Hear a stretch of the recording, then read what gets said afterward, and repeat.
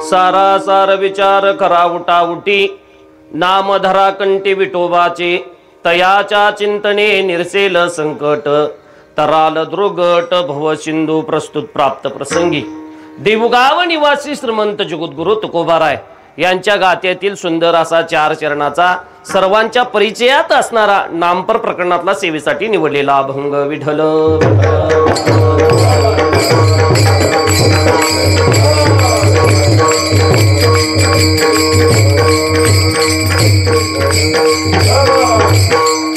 चालू असणारा 3 दिवसीय नाम यज्ञ आणि त्यामध्ये असणारा आजचा दुसऱ्या दिवसाची कीर्तन रूपी सेवा माझ्यासारख्या पामराकडे आली. मी माझं प्रथमतः परम भाग्य समजतो. मज पामरा काही थोरपण पायीची वाहन पायी बरी तुम्ही आम्ही खेळी मेळी गदारोळी आनंद या नयनाची कीर्तनाची सेवा करायची. अभंग तुकोबारांच्या गात्यातील सुंदर असा 4 चरणाचा महाराज नामपर प्रकरणातला हा अभंग आहे. सगळ्यांच्या परिचयात असणारा हा अभंग आहे. अभंगाचा थोडक्यात भाव सांगण्याचा प्रयत्न करतो आणि राहिलेल्या वेळेमध्ये अभंगाचं आपण चिंतन करायचं आहे. महाराज म्हणतात सारासार विचार करा उटा उटी नाम धरा कंठी विठोबाचे. तुकोबाराय म्हणतात सार काय आसार काय याचा विचार करा महाराज म्हणतात. आणि काय करा विचार करून कंठामध्ये परमात्म्याचं नाम चिंतन धारण करा. महाराज म्हणतात सार असणार एकच जर का असेल तर ते परमात्म्याचं नाम चिंतन आहे. आणि ते नाम चिंतन आपण जर कंठामध्ये धारण केलं तर महाराज म्हणतात त्या चिंतनानं तुमच्यावरती येणारी संकट निघून जातील. तयाच्या चिंतनी निर्शेल म्हणजे जाईल महाराज म्हणतात ते संकट. आणि तराल दृगाट भव सिंधू महाराज म्हणतात जशी एकांद्री पाण्यामध्ये नाव तरेल टाकल्यानंतर तसं आम्ही आमच्या जीवनामध्ये संकटामध्ये तरुण जाल. कधी विचार करून सार काय याचा विचार करून जर आपण त्या परमात्म्याचं नाम चिंतन कंठामध्ये धारण केलं तर महाराज म्हणतात. एका साधकानं तुकोबारांना प्रश्न केला, तुकोबाराया तुम्ही आम्हाला नाम चिंतन करा म्हणाला, या आम्हाला कळलं त्या परमात्म्याचं आपण नाम चिंतन केलं पाहिजे हेही आम्हाला कळलं. महाराज म्हणतात त्या नामचिंतनानं आमच्या जीवनामध्ये येणारी संकट जाणार हेही आम्हाला कळलं. मात्र महाराज आम्ही कोणत्या देवाचं नाम चिंतन करू. त्यावेळी तुकोबारांनी 3ऱ्या चरणामध्ये सोपं सांगितलं. काय जन्मोनिया कोळी वाचे स्मरा राम. राम का कारण हे सगळ्यात सोपं आहे. कळलं का महाराज. इतर देवाची नामं थोडीशी अवघड असतील मात्र सगळ्यात सोपं जर का असेल तर ते एकच आहे राम. कळलं का महाराज. म्हणून या वाचेनं काय करा त्या परमात्म्याचं नाम चिंतन करा. महाराज म्हणतात ते नाम चिंतन करत असताना नुसतं सत्याभृत नको मग अहर्निशी तुकोबाराय म्हणतात जन्मोनिया कोळी वाचे स्मरा राम धरा हाची नेम अहर्निशी. अहर्निशी याचा अर्थ रात्रंदिवस त्या परमात्म्याचं नाम चिंतन करा. असं जर तुम्ही नाम चिंतन केलं तरच मग तयाच्या चिंतने निर्शेल संकट तराल दुर्गट भव सिंधू. मात्र तुकोबाराय म्हणतात हे नामचिंतन या मुखामध्ये येण्यासाठी पाठीमागच्या कित्येक कोटी कुळींची पुण्याही लागते. त्याशिवाय ती मुखामध्ये येऊ शकत नाही. महाराज म्हणतात तुका म्हणे कोटी कुळी ते पुनीत भावे गाता गीत विठोबाचे. महाराज सांगतात परमात्म्याचं या मुखानं नाम चिंतन गाण्याकरता पाठीमागच्या जन्मातलं कुठंतरी प्रारब्ध पुण्याही लागते. त्याशिवाय नाम चिंतन मुखात येत नाही. मला सांगा फरागडेवाडीत एवढीच आहेत का. बोला की एवढीच आहेत का. तुम्ही म्हणाल महाराज उद्या ये दाखवतो तुला का. उद्या काल्याचं कीर्तन झालं की काय वा महाराज. कळलं का महाराज. मग सगळीच काय इकडे आली नाहीत तर त्याचं चिंतन असं आहे की त्यांच्या पाठीमागच्या जन्मातली कुठेतरी पुण्याही प्रारब्ध कमी आहे. ते इकडे येऊन नामचिंतन करणार नाही तर महाराज. आमचं कुठंतरी प्रारब्ध पुण्याही चांगले आहे म्हणून आपण जगाच्या मालकाच्या दरबारात या धर्ममंडपामध्ये परमात्म्याचं नामचिंतन करवले. फक्त ते नामचिंतन करत असताना तुकोबाराय म्हणतात त्या नामचिंतनामध्ये भाव पाहिजे. महाराज तुका म्हणे कोटी कुळी ते पुनीत भावे गाता गीत विठोबाचे मग तयाच्या चिंतने निर्शेल संकट तराल दुर्गट भव सिंधू. अभंगाचा सरळ सरळ हा तुमच्या समोर ठेवलेला भावार्थ आहे. अभंगाचं चिंतन मांडण्या अगोदर कर्तुम मान्यता कर्तुम असणारा परमात्मा त्याला नमन करू आणि अभंगाचं चिंतन करू. पांडुरंगा करू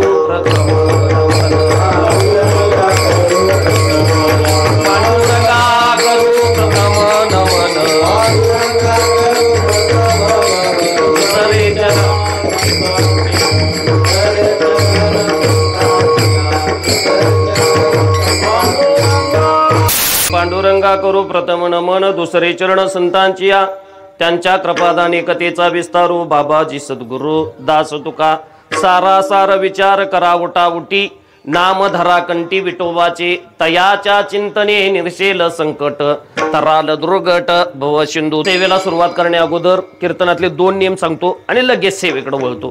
कीर्तनातला पहिला नियम आहे, ज्या ज्या वेळी नामघोष होईल त्या त्यावेळी टाळी वाजवा, नुसतं बसू नका महाराज. ज्या ज्या वेळी नामचिंतन होईल हे हात त्यानं त्याच्यासाठी दिलेत. कशासाठी? फक्त टाळी वाजवायसाठी दिलेत महाराज. नुसती टाळी वाजवायचं नाही. कीर्तनातला दुसरा नियम आहे, टाळी बरोबर या मुखानं त्या परमात्म्याचं नामचिंतन करायचं आहे. ज्या ज्या वेळी नामघोष होईल त्या त्यावेळी तुम्ही बसलेले मंडळींनी हातानं टाळी आणि मुखानं नामचिंतन. विठ्ठल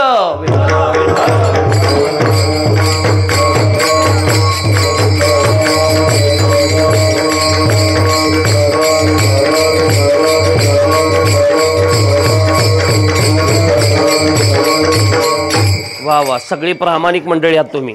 उद्यापासून ज्या ज्या गावाला जाईल त्या त्या गावाला सांगणार फराकटेवाडीला गेलतो आणि माणसं मी सांगायच्या अगोदर टाळी वाजवून नामचिंतन होय म्हणाल्यात बघा. कीर्तनात बसून एकच काम करायचं, सदा नाम घोष करू हरिकथा तेने सदा चित्ता समाधान. जगद्गुरु तुकोबारांनी या जीवाला वाजत असे बोंब न ऐकते कोणी तरी पण ऐकलं तुम्ही नाहीसा. तुकोबारांनी दुसरा पर्याय निवडला, आकारोनी सांगी तुका नाम घेता राहू नका. महाराजांनी तिसरा पर्याय निवडला, लागोन या पाया विनवी तो तुम्हाला करा टाळी बोला मुखी नाम. जगद्गुरु तुकोबारा सांगतात, बाबा ज्या ज्या वेळी नामचिंतन होईल त्या त्यावेळी टाळी वाजवून काय करा, नामचिंतन करा महाराज. आता एवढं सांगून आणि तुम्ही टाळी वाजवली सा, नामचिंतन केलं सा, नाही केलं सा, माझा फायदा बी नाही आणि माझा कळ का गुरुजी. विठ्ठल विठ्ठल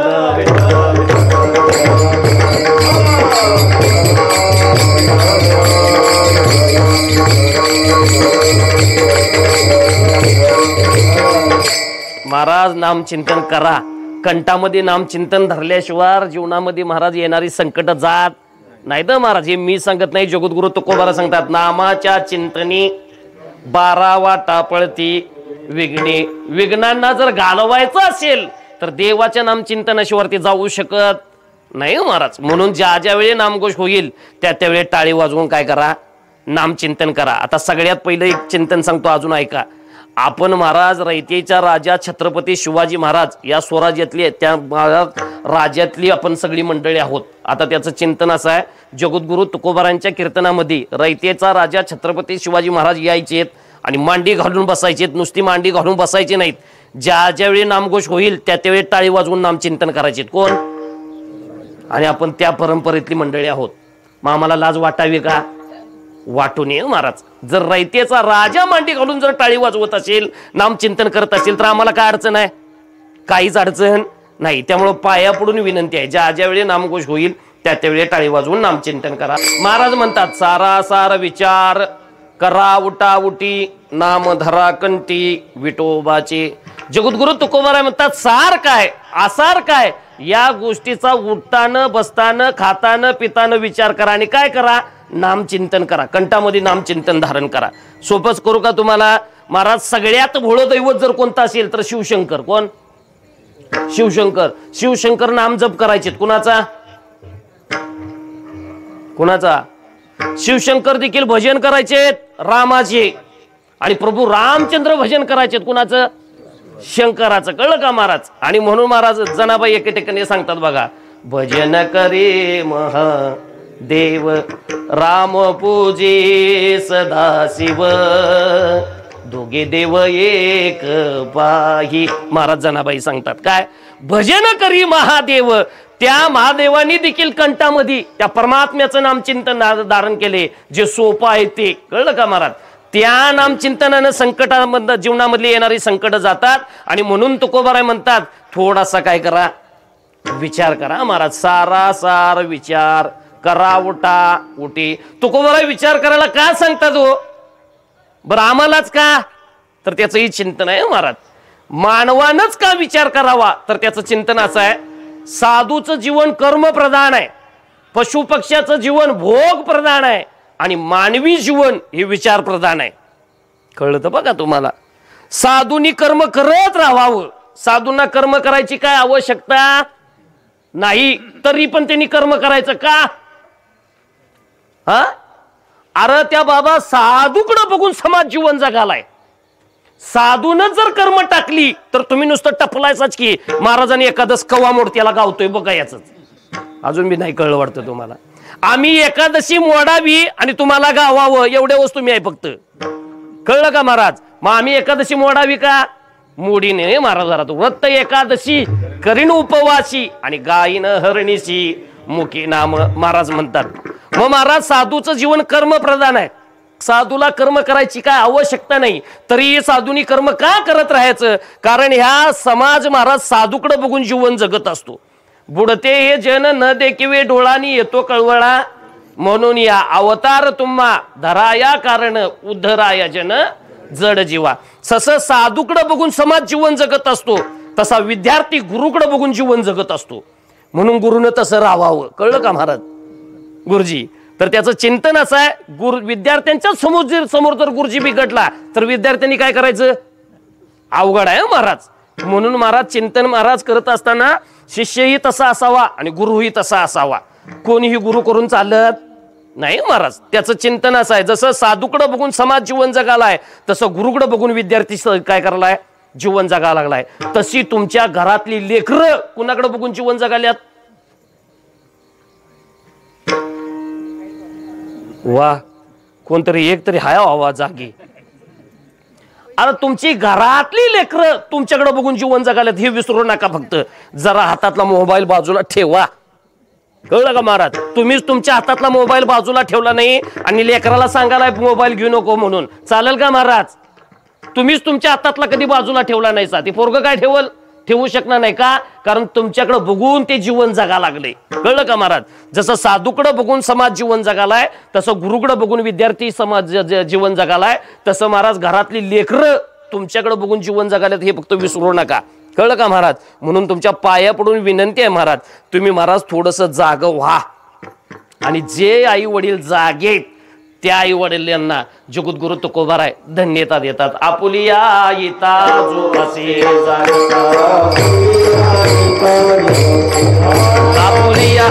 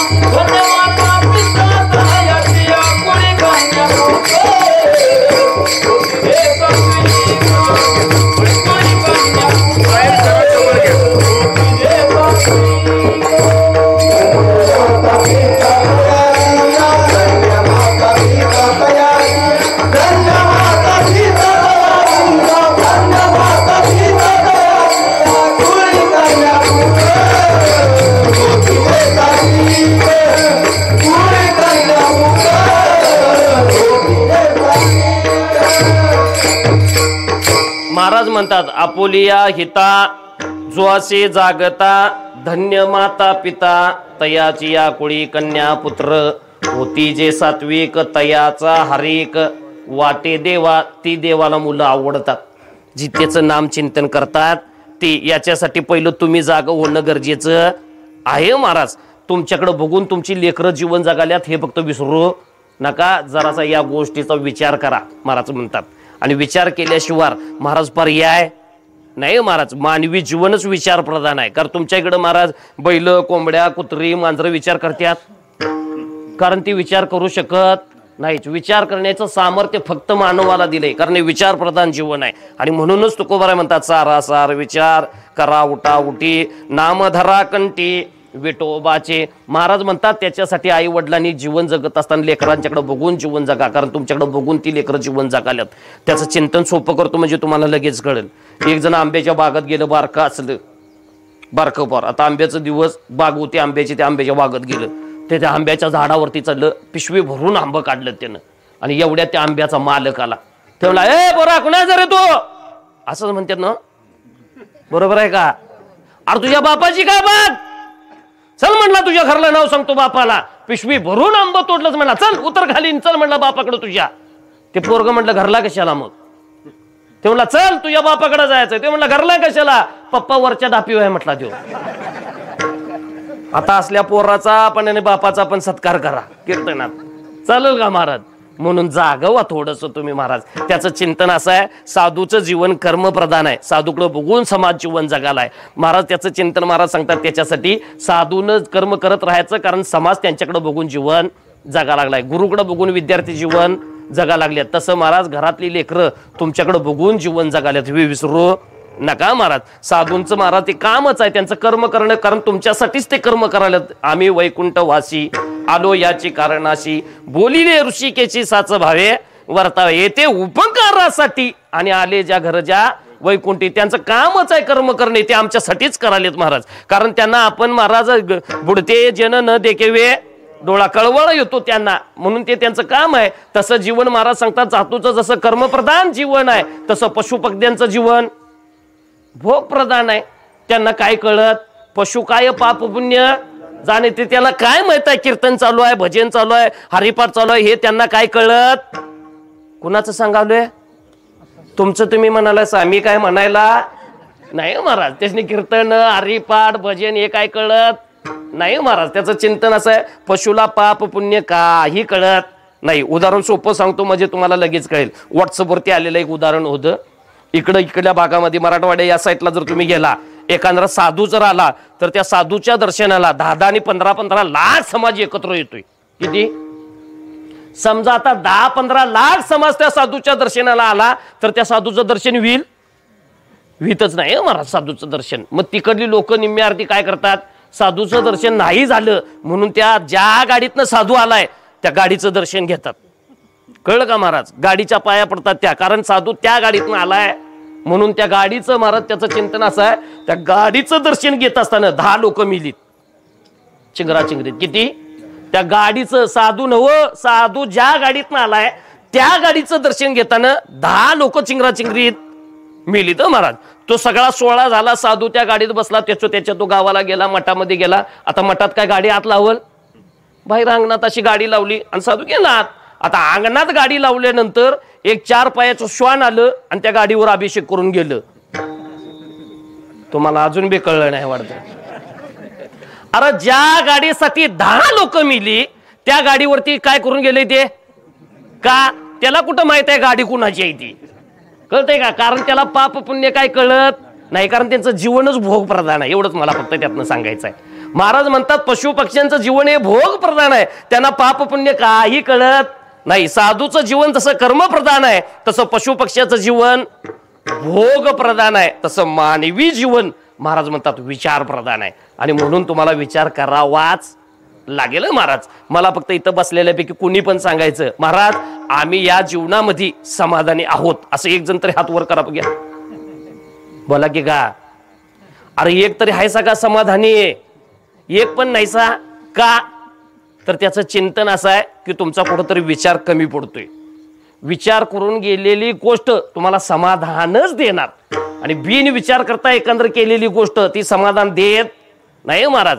म्हणून तुमचा कुठंतरी विचार कमी पडतोय आणि म्हणून तुम्ही समाधानी नाही आता महाराज. विचाराशिवाय समाधान प्राप्त होऊ शकत नाही. मी सांगत नाही, तुकोबारा सांगतात. विचार वाचोनी विचार वाचोनी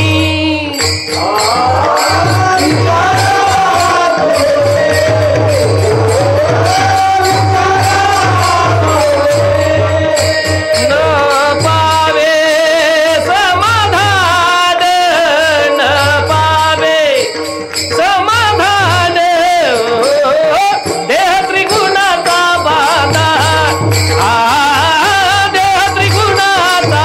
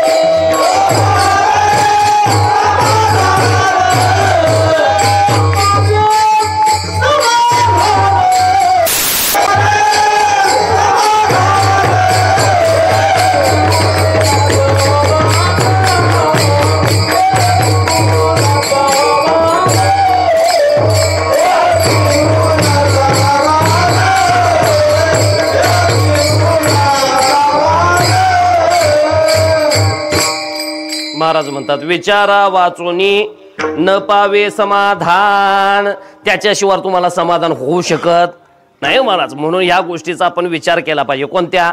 सार काय आणि आसार काय. सार जर काय असेल तर ती एकच आहे, परमात्म्याचं नाम चिंतन. सार सार सार विठोबा नाम तुझे सार. महाराज सांगतात देवापेक्षाही जर मोठं काय असेल तर ते देवाचं नाम चिंतन आहे. लक्षात ठेवा. हे मी सांगत नाही, ज्ञानोबा हरिपाठामध्ये सांगतात. ज्ञानदेव पुसे निवृत्तीची चाड, गगनाहुनी वाढ नाम आहे. गगनापेक्षाही जर मोठं काय असेल तर ते परमात्म्याचं नाम चिंतन आहे. म्हणून नामस कीर्तन साधन पैसोपे आणि जळतील पापे जन्मांतरीचे. म्हणून महाराज म्हणतात सार परमात्म्याच्या नाम चिंतनाचा थोडासा विचार करा. विचाराशिवाय तुम्हाला समाधान प्राप्त होऊ शकत नाही महाराज. आता विचार करण्यासाठी विचाराचे 5 फायदे आहेत. किती? 5. विचाराचा पहिला फायदा, विचार केला तर लाभ होईल. कळतंय का? विचाराचा पहिला फायदा लाभ.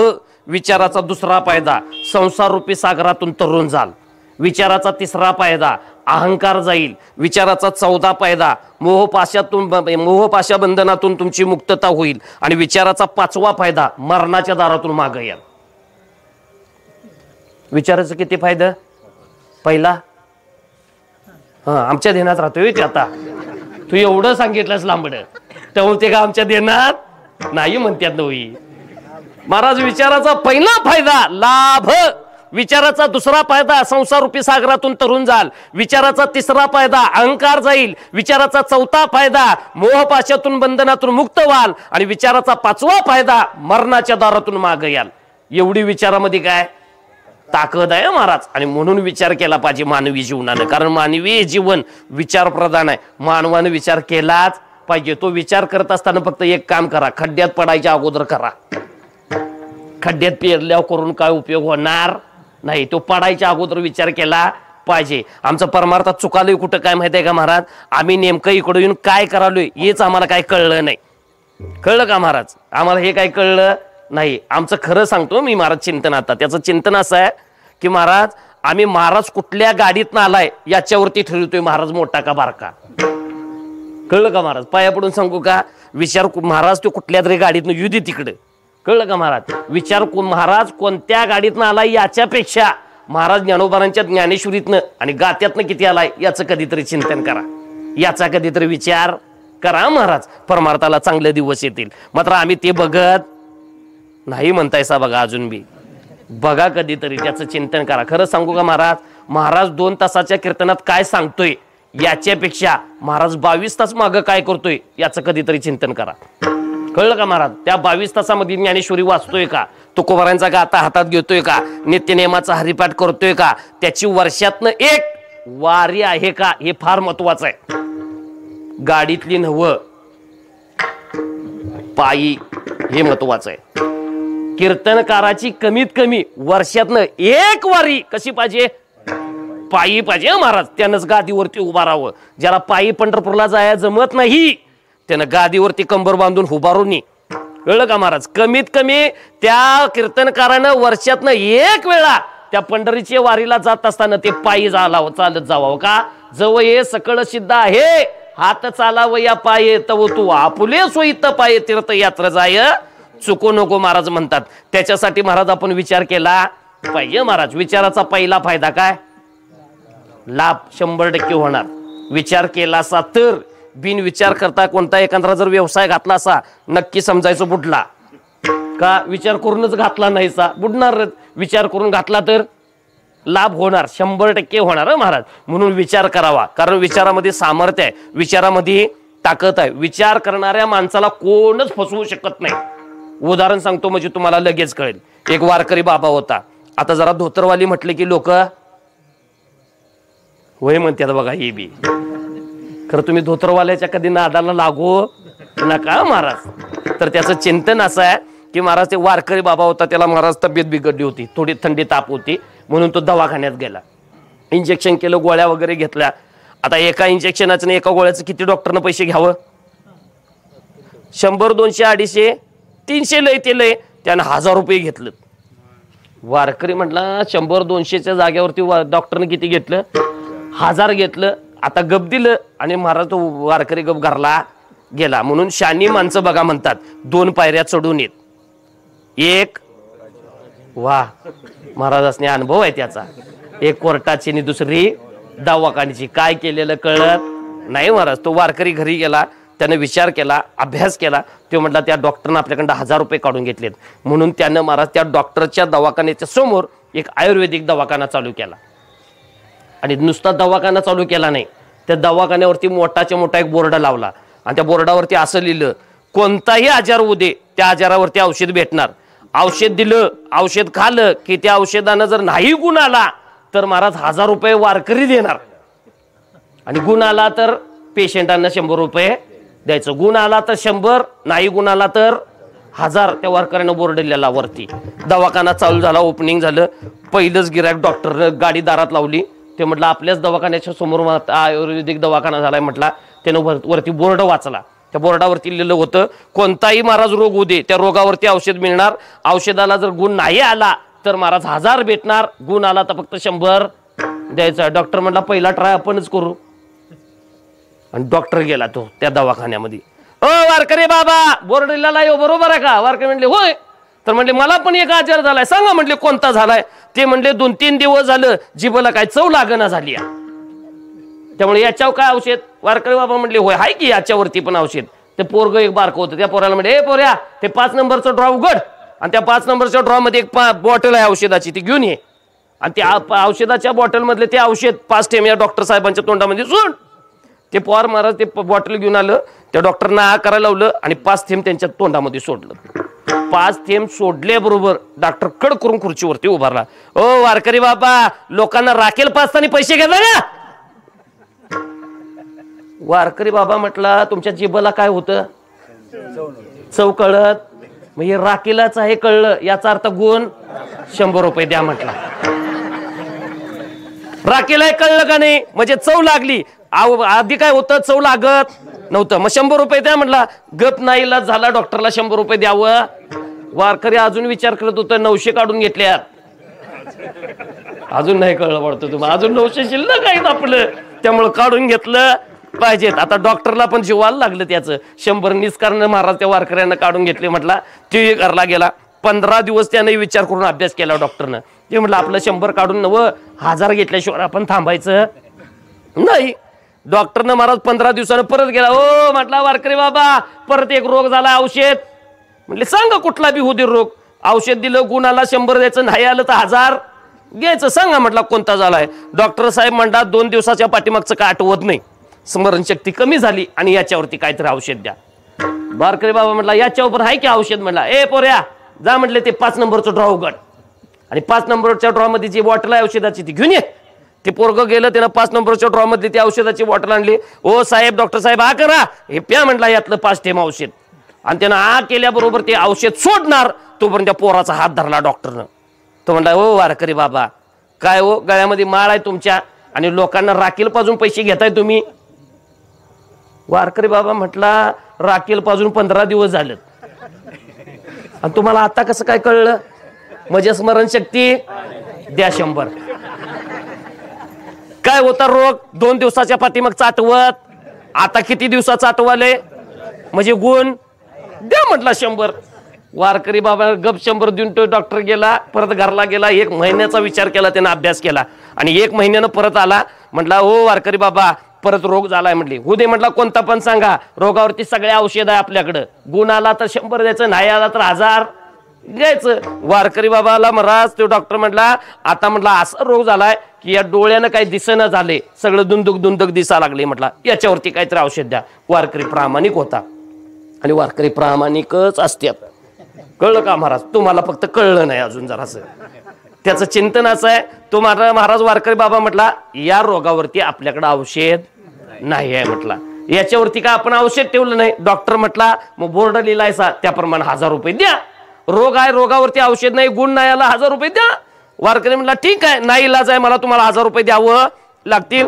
त्या वारकऱ्यानं ड्रॉ उघडला. त्या ड्रॉ मध्ये महाराज हात घातला आणि ड्रॉ मधनं 100 रुपयाची नोट काढली. कितीची? आणि फक्त देताना डॉक्टरला म्हटला हे घ्या 1000 रुपये. काय म्हटला? काढली 100ची आणि देताना काय म्हटला? हे डॉक्टर साहेब 1000 रुपये घ्या. म्हटलं आणि त्यांच्या हातात 100ची नोट ठेवली. त्या डॉक्टरच्या हातात 100ची नोट गेल्याबरोबर त्यांना अशी उलटून पलटून बघितली. तो म्हणला, ओ वारकरी बाबा, काय हो तुम्ही? म्हटलं 1000 घ्या म्हणतायसा आणि 100ची कशी काय दिली असा? वारकरी बाबा म्हटला, ती 100 बी द्या आणि तुमच्या खिशातले बी 100 द्या. का? तुमच्या डोळ्याला दिसत नव्हतं, जी आरती 100ची दिसली त्या आरती गुण द्या म्हटला 100. आता माझा महाराज दृष्टांत संपला. ह्यातला सिद्धांत असा महत्वाचा आहे, विचार केला की लाभ होणारच. कळलं का महाराज? विचारानं महाराज लाभ होतोच. विचाराचा पहिला फायदा आहे तो. विचाराचा दुसरा फायदा आहे महाराज, या संसार रूपी सागरातून तुम्ही तरुण जाल महाराज सांगतात. महाराज म्हणतात तरण्यासाठी तुम्हाला विचारच करावा लागेल. म्हणून तुकोबारा एके ठिकाणी उपदेशपर अभंगामध्ये सांगतात, चणोक्षणी हाची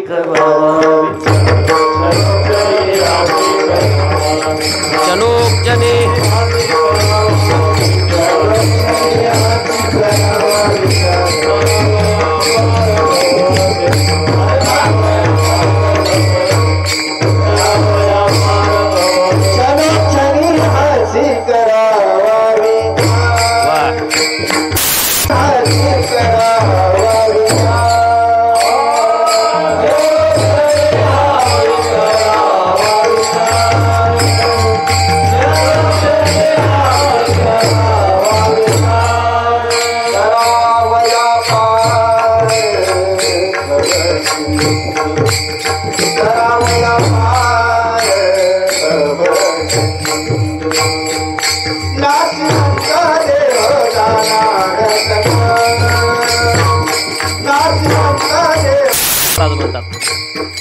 चणोक्षणी करावा विचार तरावया पार भव सिंधू. तरायचा असेल तर तुम्हाला विचार करावा लागेल. विचाराचा पहिला फायदा आहे लाभ. विचाराचा दुसरा फायदा आहे संसार रूपी सागरातून तरुण जाल. विचाराचा तिसरा फायदा आहे अहंकार जाईल.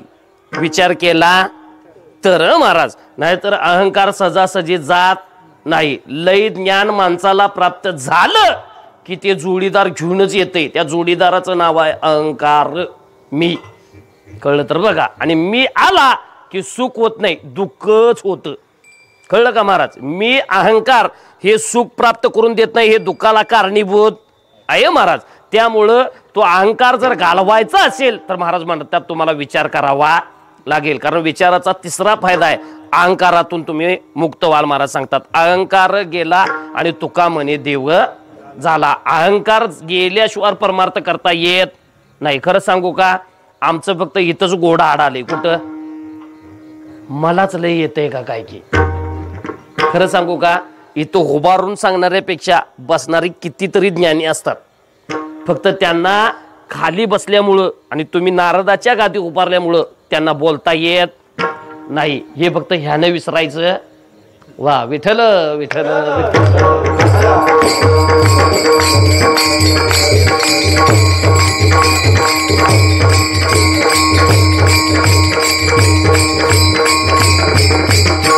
महाराज म्हणतात विचाराचा तिसरा फायदा अहंकार घालवता येईल. विचाराचा चौथा फायदा मोहपाशातून मुक्त बंधनात, त्या बंधनातून मुक्त होता येईल. आणि विचाराचा पाचवा फायदा मरणाच्या दारातून मागे येता येईल. हे विचाराचे 5 फायदे. महाराज म्हणतात हे करण्यासाठी तुम्हाला काम करावं लागेल. काय? नामचिंतन करावं लागेल. सार काय आसार काय? महाराज जर सार आसार काय, त्यामध्ये सार काय असेल तर ते फक्त आणि फक्त परमात्म्याचं नामचिंतन आहे. कंठी धरिला कृष्णमणी अवगाजनी तरी कीर्तनाचे नटनाचे नाशिले व्यवसाय प्रायचित्ताचे जे नामच नाही पापाचे ऐसे केले. महाराज नाथ बाबा देखील सांगतात धन्य जगी तोची एक हरिरंगेनाचे रामकृष्ण वासुदेव सदा स्मरे वाचे. महाराज म्हणतात तो धन्य आहे परमात्म्याचं नामचिंतन करणारा. आणि म्हणून तुकोबारा म्हणतात थोडासा विचार करा आणि कंठामध्ये काय करा? नामचिंतन धारण करा. मग नामचिंतन का करायचं? कुणी करायचं? तर त्याचं चिंतन असं आहे. नामचिंतन करायला तुम्हाला महाराज कोणत्याही प्रकारचं बंधन नाही. महाराज कुठलंच बंधन नाही. खाताना पिताना झोपताना बसताना उठताना फिरताना घेतलं तरी चालतंय. सगळ्या महाराज इंद्रियांना काम आहे.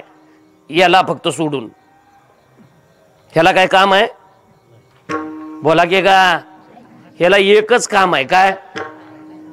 नाम घेणे. नाम विठोबाचे घेईन मी वाचे बीज कल्पांतीचे तुका म्हणे पवित्र तो देह वाणी पुण्यवंत जो वदे अच्युत सर्व काळ तयाच्या चिंतने तरतील दोषी आणि जळतील राशी पातकांच्या. ही परमात्म्याच्या नामचिंतनामध्ये ताकद आहे. नामचिंतन करणाऱ्याचा उद्धार होतो हे मी सांगत नाही महाराज, ज्ञानोबराय महाराज सांगतात हरिपाठामध्ये. कुठं? काळ वेळ नाम उच्चारिता नाही दोन्ही पक्ष पाही उद्धार दे दोन्ही पक्ष पाही.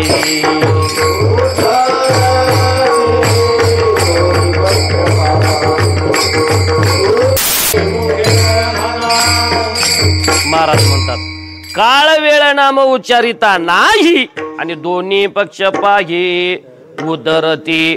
तुम्ही नामचिंतन करत असताना कोणताही दुसरा विचार करायचा नाही. कोणत्याही ठिकाणी महाराज नामचिंतन करायला तुम्हाला काय बंधन नाही, तुम्ही कुठेही घेऊ शकताय ते नामचिंतन. महाराज म्हणतात ते नामचिंतन जर तुम्ही केलं तर तुमचा उद्धार होईल. दोन पक्षांचा उद्धार ज्ञानोबा सांगतात. दोन्ही पक्ष पाही उदरती. मग आता हे दोन पक्ष कोणते? हा हरिपाठ म्हणून गेलीत खरं अजून काय ताळमेळ कुणाचा कुणाला लागलेला नाही महाराज. सगळ्यात अवघड ग्रंथ कोणता असेल तर हरिपाठ आहे, लक्षात ठेवा. सगळ्या ग्रंथांचा सार ज्ञानोबारांनी 27 अभंगामध्ये उतरलाय. आपण हरिपाठ सोपा समजावले, हरिपाठ एवढा सोपा नाही महाराज. हरिपाठ हा सगळ्यात अवघड ग्रंथ आहे. सगळ्या ग्रंथांचा अभ्यास करून ज्ञानोबारांनी 27 अभंगामध्ये. महाराज एवढा सोपा असेल तो बोला की एवढा सोपा नाही, कळणं फार अवघड आहे महाराज. दोन्ही पक्ष पायी उधरती. कोणतं दोन पक्ष? दोन पक्ष एक काँग्रेस आणि एक भाजप हे सांगायचं होतं का? मग पक्ष कोणतं हे दोन? आता त्याचं सोपं करतो म्हणजे तुम्हाला कळेल. एक दुष्ट असला आणि त्यानं नामचिंतन केलं तरी उद्धार, आणि सज्जन असला त्यानं नामचिंतन केलं तरी त्याचा उद्धार. दुष्टाचाही नामचिंतन उद्धार करतं आणि सज्जनाचाही नामचिंतन उद्धारच करत. म्हणून नामधरा कंठी वेखोबाचे नामधरा कंठी.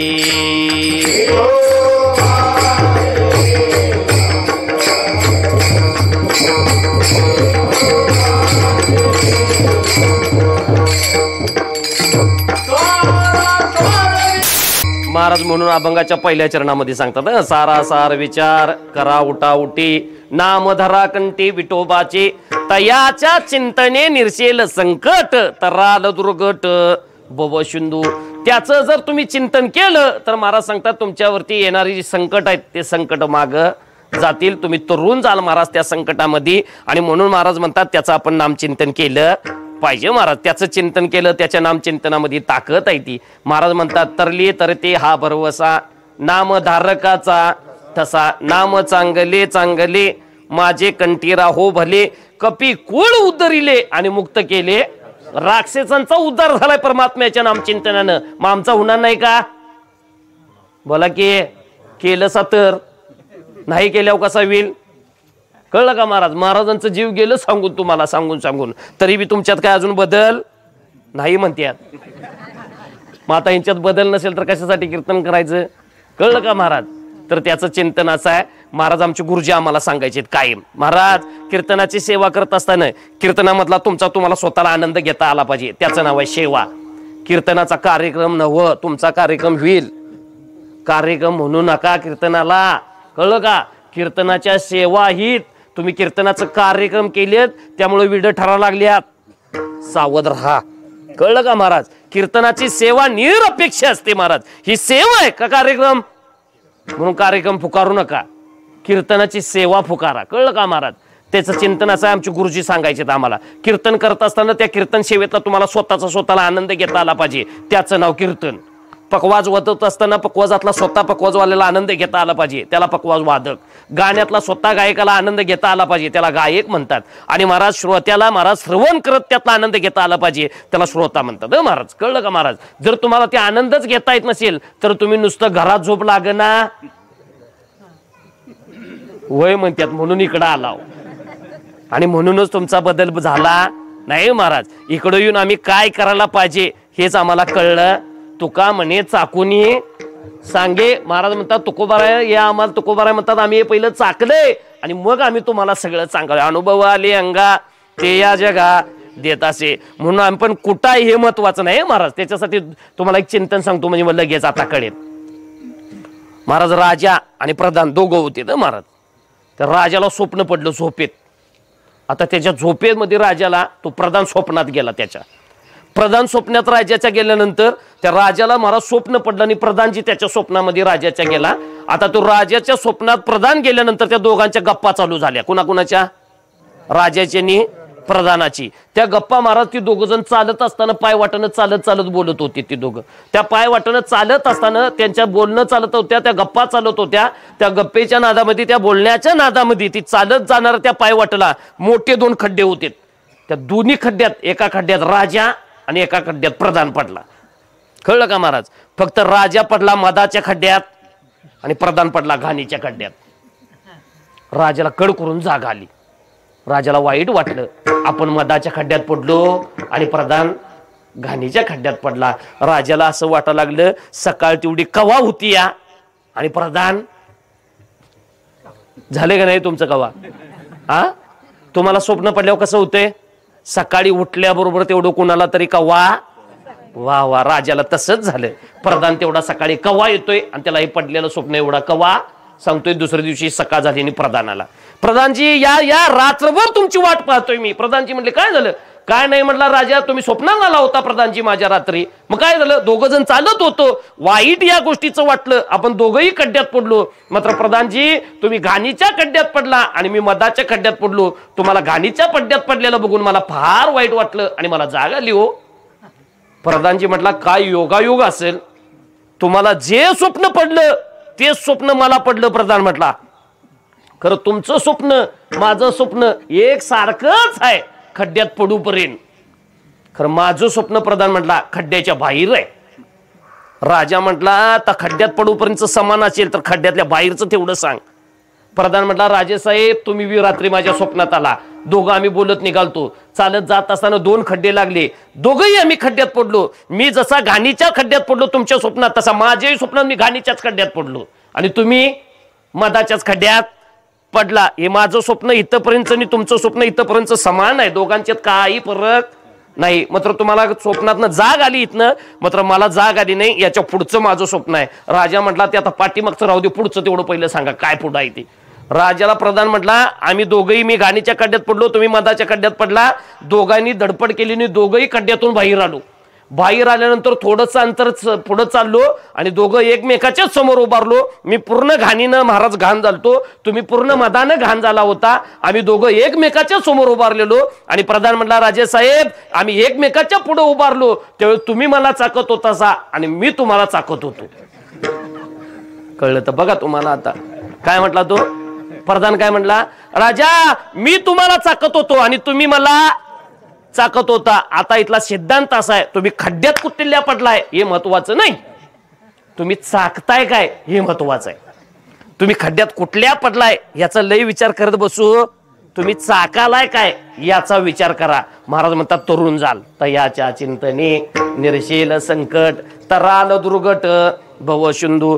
त्याच्या त्या नाम चिंतनाशिवाय आपण तरू शकत नाही. कारण सगळ्यात सोपं जर काय असेल तर तेच आहे काय नामचिंतन. जलमोनिया कोळी वाचे स्मरा राम दराहाचे नेम अहर्निशी. महाराज म्हणतात राम राम 2 अक्षरे सुलभानी सोपी रे. सगळ्यात सोपी आणि सुलभ जर कोण अक्षर असतील तर ते राम नाम आहे महाराज.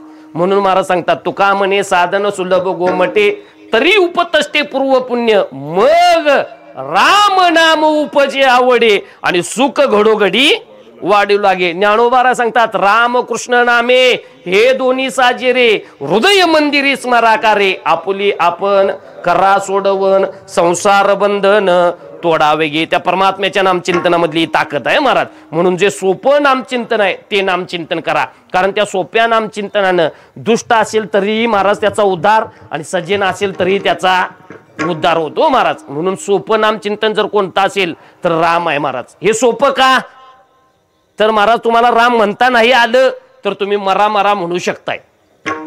उदाहरण पाहिजे असेल तर वाल्या कोळी वाल्या कोळ्याचा वाल्मिकी ऋषी झाला. नुसता ऋषी नाही झाला, ऋषी होऊन जगाचा मालक अवताराला यायच्या अगोदर रामायण लिहून ठेवलं. आणि जसं रामायण लिहिलं तसं जगाच्या बापाला वागावं लागलं. बोललेले वाल्मिक तैसाची करीन आणि वर्तोनी दावीन नामा म्हणे. तुम्हाला काय सांगायचं चिंतन? वा नरसिंह भगवंत जन्म आला कोणासाठी?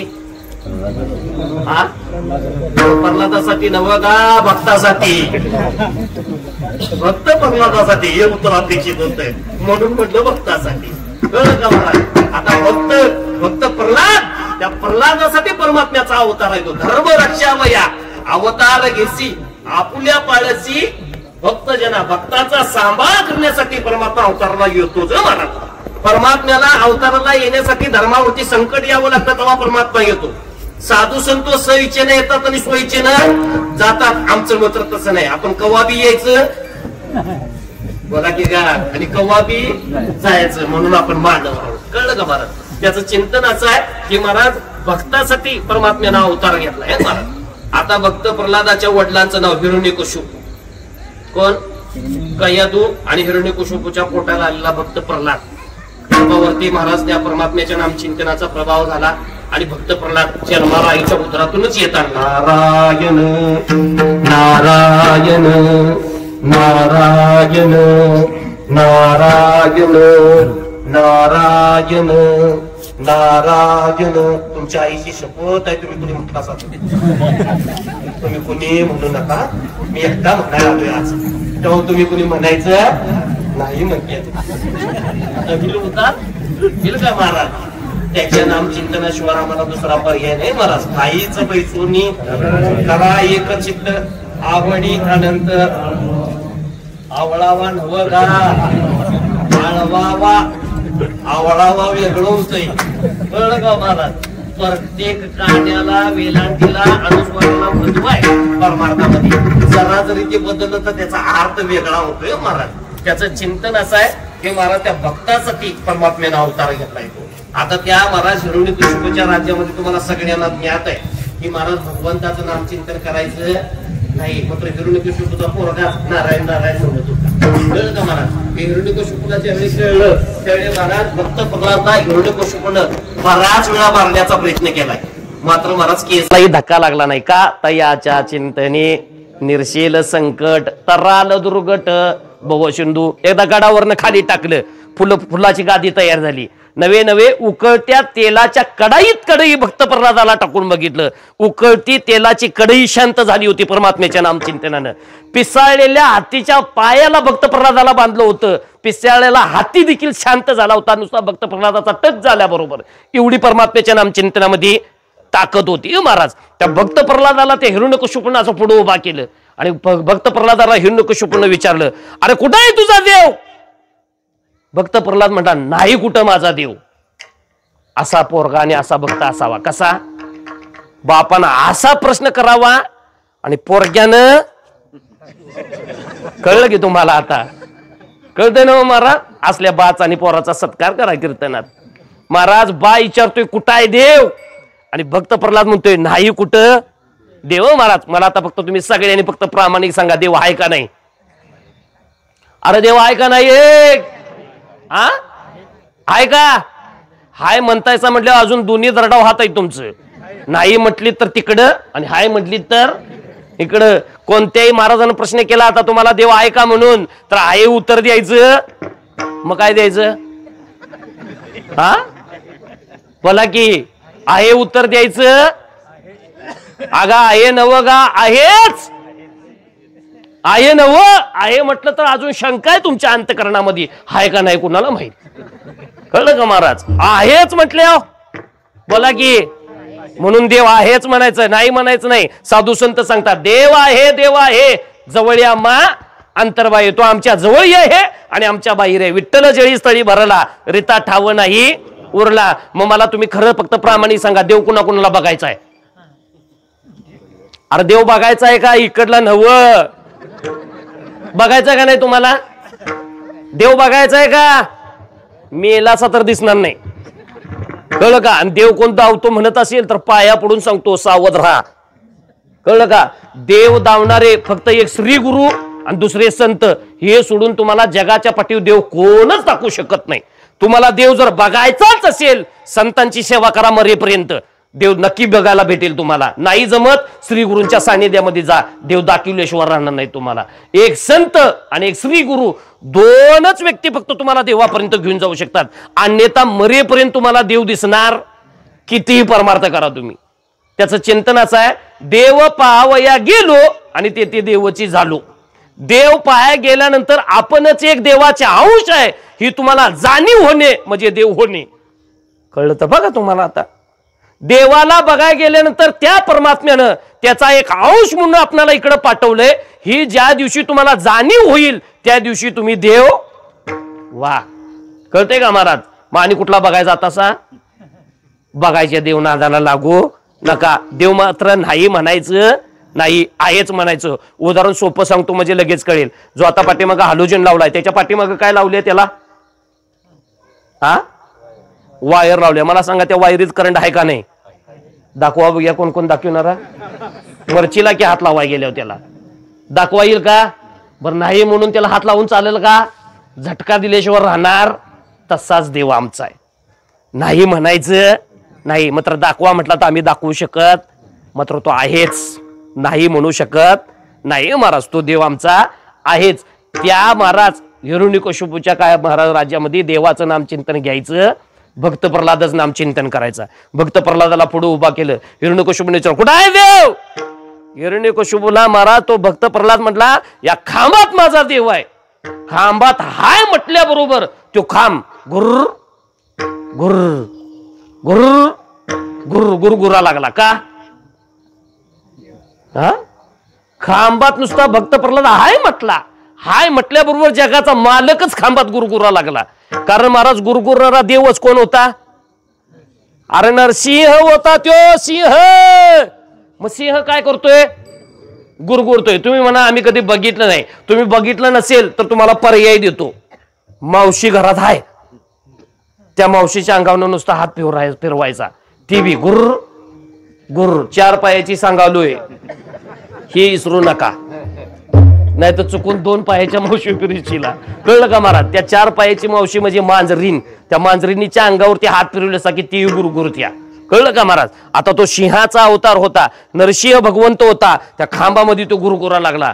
महाराज त्या खांबावरती महाराज जशी लात मारली, खंबी नारायण प्रकटले. प्रकटल्याबरोबर तो देव म्हटला, कुठं आहे माझ्या त्या भक्ताला त्रास देणारा तो हिरण्यकशिपू? महाराज त्या हिरण्यकशिपूला जे पुढे बघितलं ते देव पळतच हिरण्यकशिपूच्या दिशेने गेला आणि हिरण्यकशिपूला पकडलं. त्याला बी भीती नव्हती. का?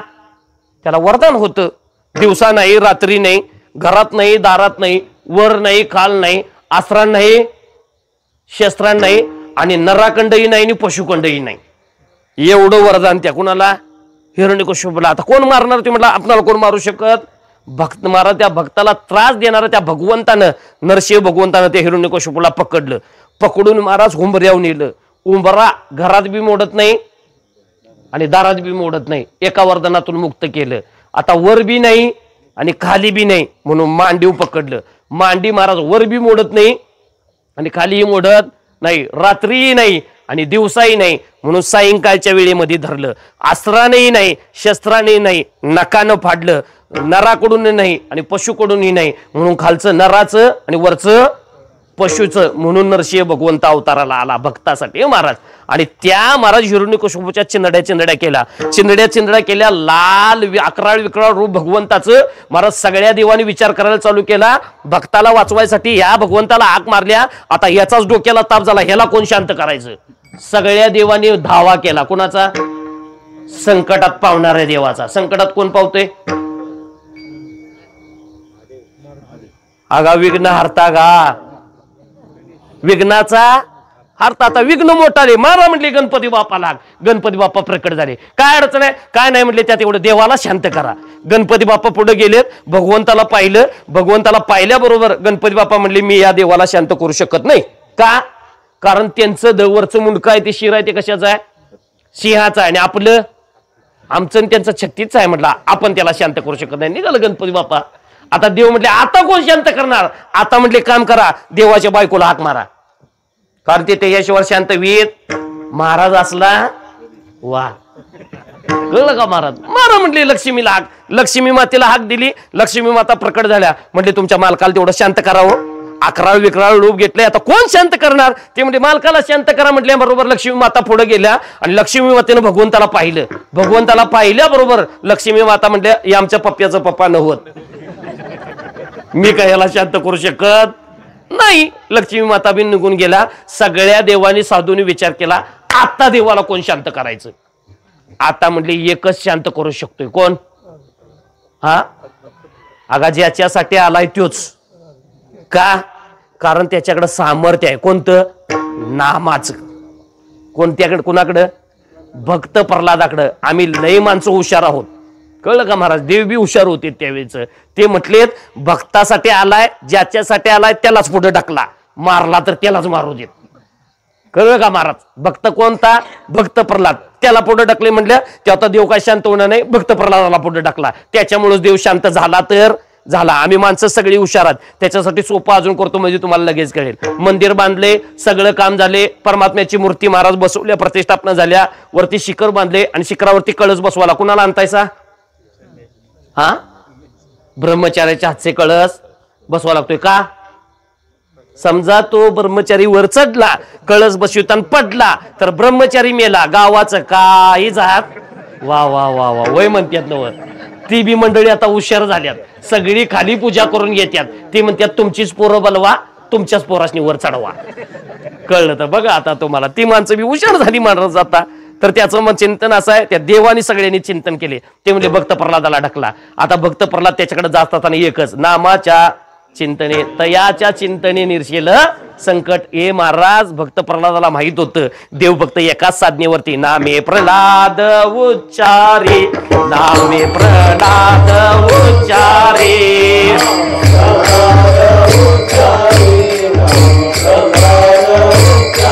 तया सोडवी नर हरे, तया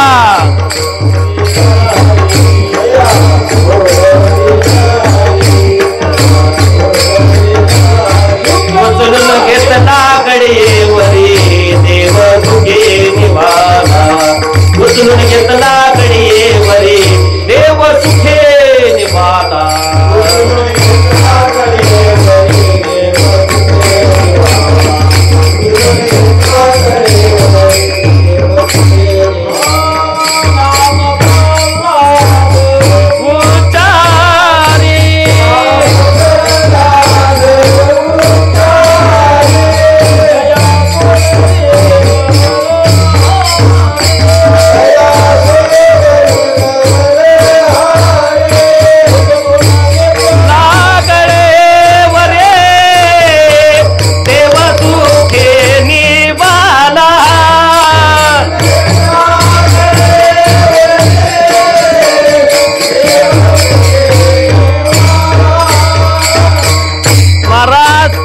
हिरण्यकशिपूनं देवाला मांडीवरती अशा चिंदड्या चिंदड्या चालला, लाल विकरा अकरा विकरा रूप. भक्त प्रल्हाद नाम चिंतन करतच जसा देवाकडे गेला तसं त्या हिरण्यकशिपूला टाकून दिलं आणि त्या जगाच्या मालकानं त्या भक्ताला कडीवर घेतला. कडीवर म्हणजे काकत जसा घेतला तसा देव शांत झाला.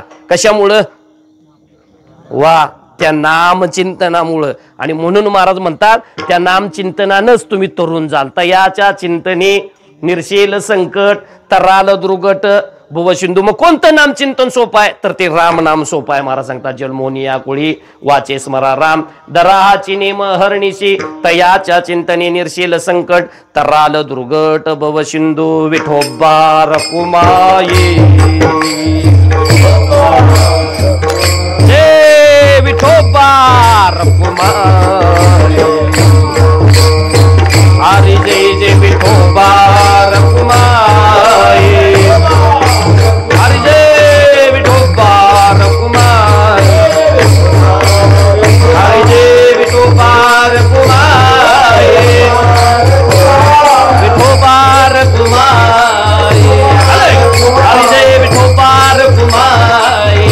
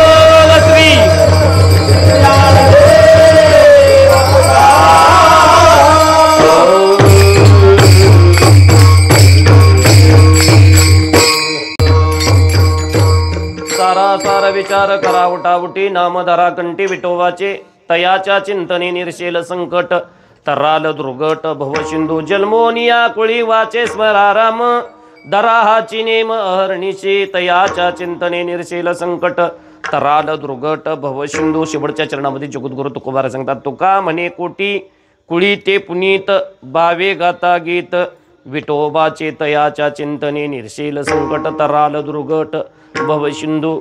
कोटी कुळीची पुण्य ही पदरामध्ये असावी लागते, तेव्हा ते मुखामध्ये नामचिंतन येतं. जे नामचिंतन आपण करतो त्यामध्ये तुमचा भाव किती शुद्ध आहे याच्यावरती सगळं अवलंबून आहे. महाराज आवडीने भावे हरिनाम घेसी तुझी चिंता त्यासी सर्व हे भावे गावे गीत शुद्ध करून या चित्त जगद्गुरु तुकोबारा म्हणतात. त्याच्यासाठी भाव शुद्ध नामचिंतनामध्ये आपला पाहिजे. महाराज भाव जर शुद्ध ज्याचा भाव झाला दुरी नाही देव त्याला. महाराज मात्र हाची दुष्काळ तयाळा. देव भावाचा भुकेला, फक्त देव भावाचा भुकेला आहे महाराज. त्याच्याबरोबर केलेलं नामचिंतन त्या परमात्म्याला आवडतं महाराज, आणि ते नामचिंतन आपण केलं पाहिजे महाराज. देवाला दुसरं काही आवडत नाही. आवडे देवाशी तो एका प्रकार, आणि नामाचा उच्चार रात्रंदिन परमात्म्याचं नामचिंतन केलेलं देवाला आवडतं. म्हणून महाराज म्हणतात, घेई घेई माझे वाचे गोड नाम विठोबाचे. महाराज म्हणतात, सकळ मंगळ निधी आणि श्री विठ्ठलाचे नाम सगळ्याच्या आधी जर काय असेल तर ते परमात्म्याचं नामचिंतन आहे महाराज. म्हणून सगळ्याच्या आधी आपण देवाचं नामचिंतन केलं पाहिजे. त्याच्यासाठी सोपं चिंतन सांगतो आणि सेवेला पूर्ण विराम देतो. ऐका. हातातली 100 महत्वाची कामं बाजूला टाका आणि काय करा, बॅलेन्स मारा. बॅलेन्स म्हणजे भोजन करा. हातातली किती 1000 महत्वाची कामं असेल तर ती बाजूला सरका, स्नान करा. कळतंय का? आता मला पहिलं फक्त सोपं सांगा, पहिलं जेवावं का स्नान करावं? मग मी पहिलं काय सांगितलं? मग हे चुकीचं आहे का बरोबर आहे? चुकीचं कसं असेल? विचार केला तर बरोबर आहे, विचार नाही केला तर चुकीचं वाटणार.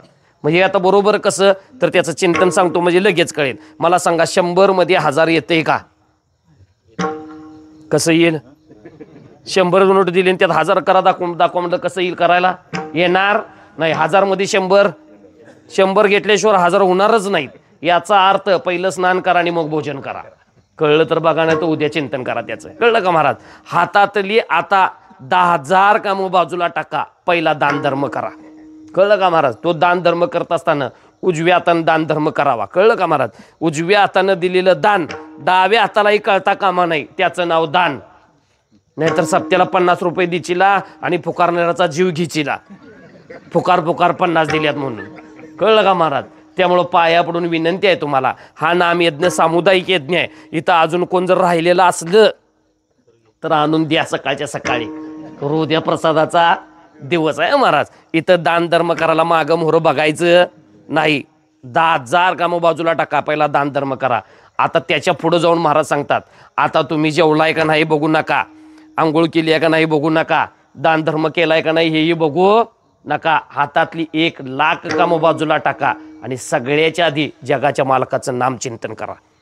कळलं का महाराज? कारण सगळ्याच्या आधी जर काय येत असेल तर ते देवाचं नामचिंतन येतं. ते नामचिंतन करत असताना त्यामध्ये फक्त तुमचा भाव शुद्ध पाहिजे. महाराज म्हणतात, तो भाव जर शुद्ध असेल तर त्या नामचिंतनानं तयाच्या चिंतने निरशेल संकट तराल दुर्गट भवसिंधू. नामचिंतनामध्ये भाव फार महत्वाचा आहे महाराज. म्हणून तो भाव शुद्ध पाहिजे आणि त्या भाव शुद्ध करून परमात्म्याचं जर नामचिंतन केलं तर महाराज म्हणतात त्या परमात्म्याच्या त्या नामचिंतनानं येणारी जीवनातली संकट निघून जातील. महाराज म्हणतात, नामस कीर्तन वैष्णवांची जोडी आणि पापे अनंत कोटी गेली त्यांचे. महाराज म्हणतात त्याच्यासाठी नामचिंतन केलं पाहिजे. त्याच्यासाठी एक उदाहरण देतो आणि थांबतो. त्यातलं उदाहरण महत्वाचं आहे. मधलं भजन हे मधल्यांच्यासाठी असतंय, मधल्याने कोणीच भजन केलं नाही. आता भजनच कसं करायचं हे अजून कोणी आम्हाला सांगितलं नाही. भजन करत असताना ते तुकोबारा म्हणतात, तुका म्हणे एक भजन प्रमाण काय थोरपण ते जाळावे का. जीवनामध्ये एक प्रमाण आहे वारकऱ्याचा, फक्त भजन.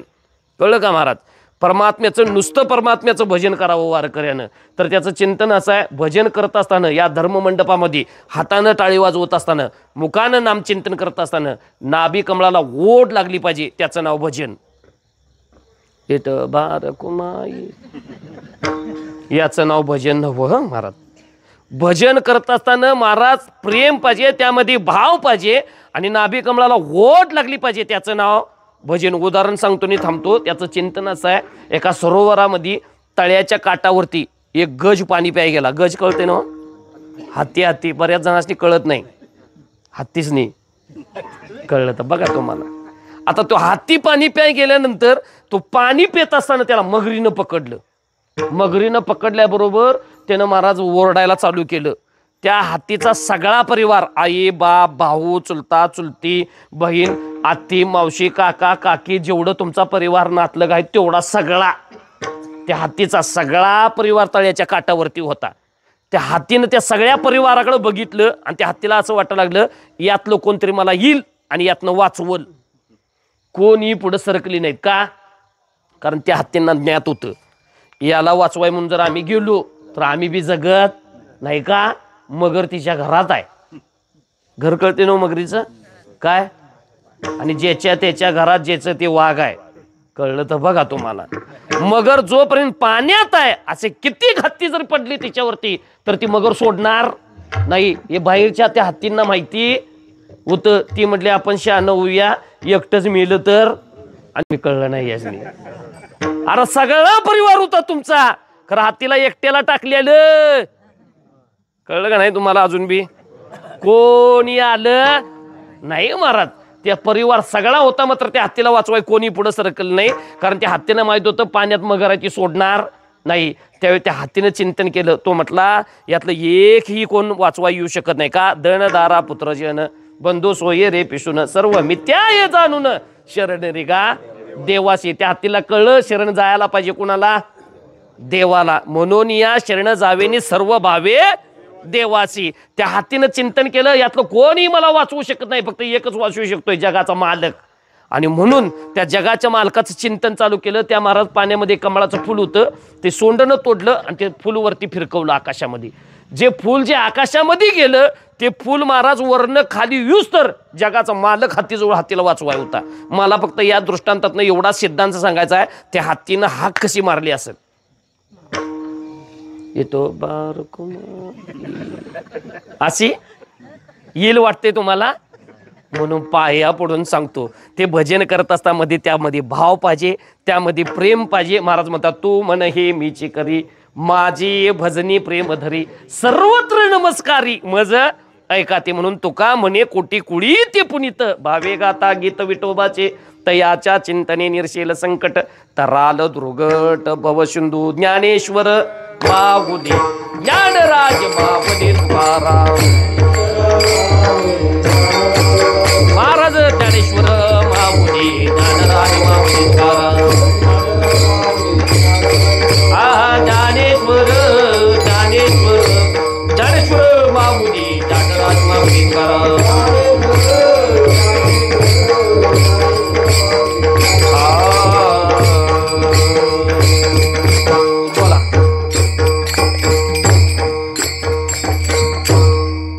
सारा सार विचार करावटावटी नाम धरा कंठी विठोबाचे तयाच्या चिंतने निर्शेल संकट तराल दुर्गट भव सिंधू तुकाराम तुकाराम तुकाराम तुकाराम तुकाराम तुकाराम तुकाराम तुकाराम